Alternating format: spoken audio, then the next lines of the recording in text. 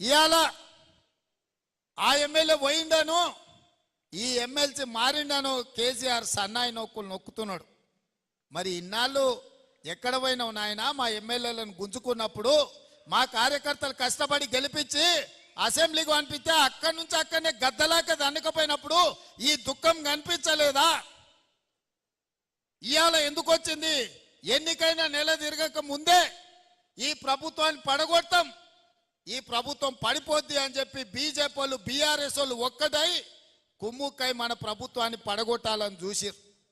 ఈ ప్రభుత్వం ఉండనే ఉండదు, 3 నెలలు కూడా ఉండనీయమని చెప్పి బీజేపీ వాళ్ళు బీఆర్ఎస్ వాళ్ళు మాట్లాడలేదా? ఇవాళ అక్కడి నుంచి ఈ భూమి మీద బీఆర్ఎస్ఏ ఉండదు, పాతాళానికి పోయిందనే పరిస్థితి వచ్చింది. కాంగ్రెస్ పార్టీ కార్యకర్తలతో పెట్టుకుంటే నీ పార్టీకి పుట్టగతులు ఉండవని నేను ఆయల్లో చెప్పిన. మా కార్యకర్తలు ఉసురు తలిగింది కేసీఆర్, నీకు వాళ్ళ ఉసురు తలిగి దుమ్ము కొట్టుకపోతావు. నీకింక రాజకీయంగా మనుగడ లేదు.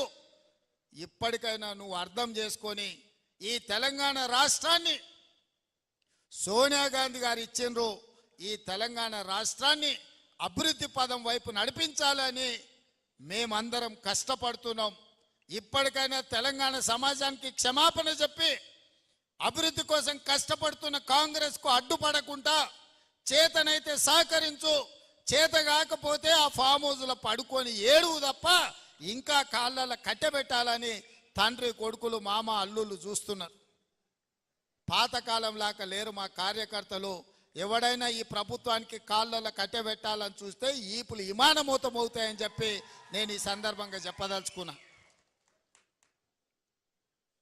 తన దాకా వస్తే కానీ తెలియదు అన్నట్టుగా ఇవాళ కేసీఆర్ దాకా వస్తే కానీ కేసీఆర్కు తెలుస్తలేదు. ఇవాళ ఢిల్లీకి పోయి 4 రోజుల నుంచి హరీష్ రావు కేటీఆర్ మోడీ చుట్టూతా పిల్లి తిరిగినట్టు తిరుగుతున్నారు. ఏదో ఒకటి చెయ్యి మమ్మల్ని ఎట్లన్నా కాపాడు అని.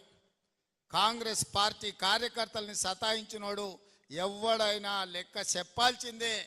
ఇవాళ వంతు కేసీఆర్కి వచ్చింది అని చెప్పి నేను సందర్భంగా తెలియజేస్తున్నా. అందుకే మిత్రులారా, ఇవాళ ఈ వేదిక మీద నుంచి తెలంగాణ రాష్ట్రంలో ఉన్న నిరుద్యోగ యువకులకు నేను ఒక మాట చెప్పదలుచుకున్నా. 10 ఏళ్ళు ఆనాడు తెలంగాణ ఉద్యమంలో తెలంగాణ రాష్ట్రం కోసం కొట్లాడి 10 ఏళ్ళు తెలంగాణ రాష్ట్రం వచ్చినాక మీ ఉద్యోగాల కోసం ఉపాధి కోసం కొట్లాడిను.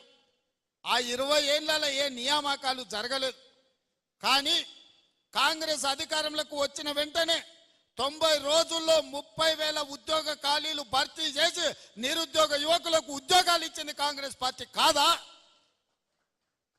మాకు తెలుసు ఆ బాధ ఏందో. ఉద్యోగాల కోసం పిల్లలు ఎట్లా కష్టపడుతున్నారో తెలుసు కాబట్టి 90 రోజుల్లో 30,000 ఉద్యోగాలు ఇచ్చినాం. ఇదే కాకుండా ప్రభుత్వ ఉద్యోగస్తులకు ఎప్పుడు జీతం వస్తుందో తెలియని పరిస్థితి నుంచి ప్రతి నెల 1వ తారీఖు నాడు ఇవాళ ప్రభుత్వ ఉద్యోగస్తులకు జీతభత్యాలు ఇచ్చే పరిస్థితి కాంగ్రెస్ పార్టీ తీసుకొచ్చింది. ఇదే కాదు, డిఎస్సి నోటిఫికేషన్ గ్రామాలలో